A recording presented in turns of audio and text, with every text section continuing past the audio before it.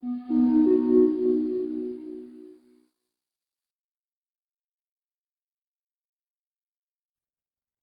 there, Frank here from Remek, and in this short video, I will walk you through two important functionalities in our software. One is the buffer zone, which has been available in our software since 3.5 or so. And the other one is the exhaustion zone, which is brand new in our software as of 4.0 and on. So let's start with the buffer zone. First of all, what is the buffer zone? The buffer zone is this white area between the gray area and the blue line.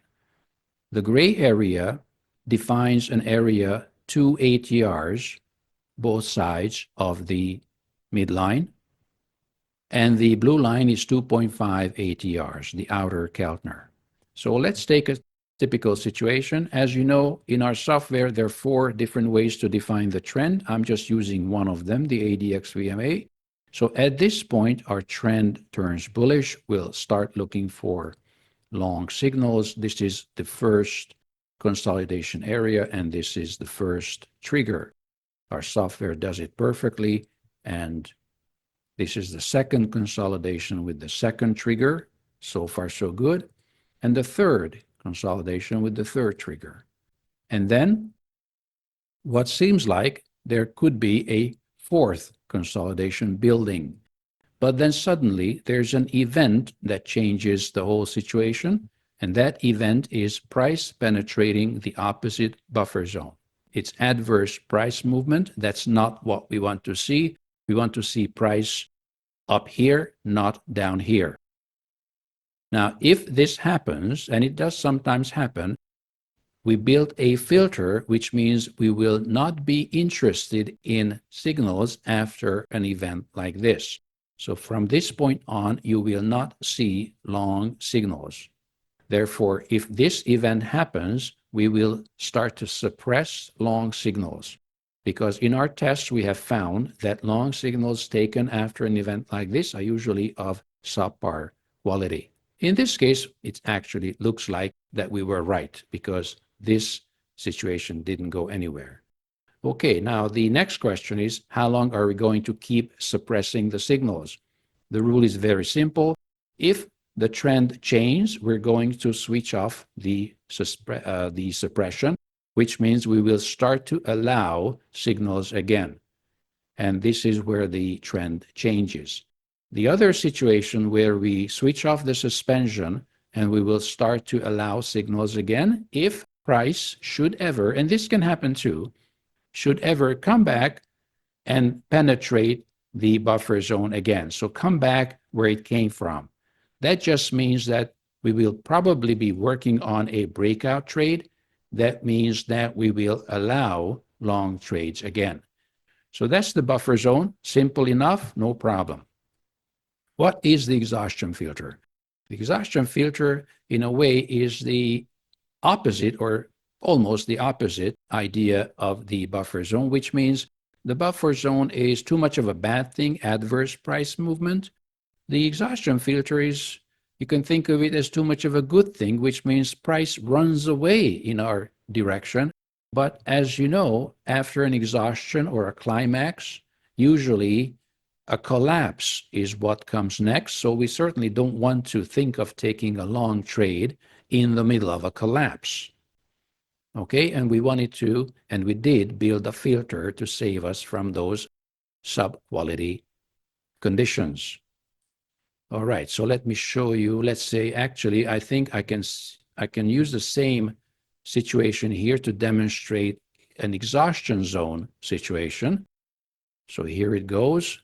At this point, the trend turns bearish, and I'm just going to draw this as a complex bear flag with first a simple signal, then a complex signal coming out from this complex bear flag. Okay, so let's suppose we are short on this signal somewhere here, and we are short. Life is good, and life is very good, but suddenly what we have is a climax, an exhaustion. And usually going short after, excuse me, a climax is not usually a good idea. Let's say that in theory, actually, we would be expecting a short signal here because this is obviously a bear flag, but not the kind of bear flag we are interested in because this is an exhaustion bear flag. And how did I filter out actually this short signal? Because originally, I'm sure there was a short signal here. Let's look at the settings of the software. This is the Remek Momentum Pro indicator, but obviously the strategies will have the same settings. So I'm just going into the settings here. And actually, the first thing that I'm going to do, I'm going to show you the third Keltner line. In this example, I just leave it on 3.5. And here's the thing here. There is a setting to show the line. And I think it's set to a nice green line here. So this is the third Keltner, and that's 3.5 ATRs from the midline.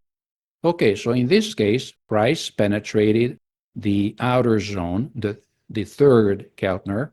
And what that means is that at this point, at this penetration here, further short signals will be suppressed. Okay, so there will be no more short signals, and so there will be no short signals coming out of this bear flag. Let me show you also that I think if I switch off the exhaustion filter, because I can switch off any filter I want, activate exhaustion zone, if I switch it off, I'm pretty sure I will see that short signal. There it is. There it is. There's the short signal. So that's the short signal that actually is being suppressed or will be suppressed if I switch this on. That's how it works. And you can see on the chart that taking this short signal wouldn't have taken us too far. And that's typical from an exhaustion situation. The signal coming out from an exhaustion is not usually one that we want to be in. Long story short, I switch on the exhaustion filter. I click OK. It is now filtered out.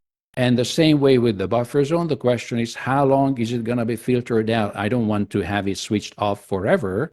So same rule again. As soon as the trend changes, that's one thing that will switch off the exhaustion filter. And the other thing is, which maybe I won't be able to demonstrate here because I don't have the situation, but I will explain it to you anyway.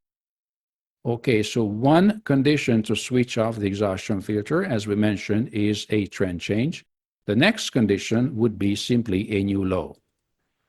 All right, but not just any kind of new low. We would insist on two conditions to be true at the same time. Yes, a new low, but also that low being inside the gray zone. Imagine the gray zone coming down here, so this would be part of the gray zone. You see, the Keltner channel follows price, so obviously if price comes down here, the gray zone would come down with it. So we want two conditions to be true at the same time, a new low, which would be somewhere here, and we also insist on this area being inside the gray zone. If we get a close of the candle in this zone, then the exhaustion filter will get switched off. In other words, short signals will be allowed again. We know why, because after that event, the first and any subsequent bear flags will be just as good quality as the other ones were up here. So which means the exhaustion filter, the climax, the effect of the climax or the exhaustion has faded away. So these are the two filters. I hope this helps. This is new in 4.0. And the buffer zone has been in the software since 3.5 or so, filtering out suboptimal entry points. Check it out, test it out, compare the results. You will find what we have found, that these are very useful and powerful additions to our software. Any questions, send us an email or check out the documentation. Thank you very much, and mindful trading.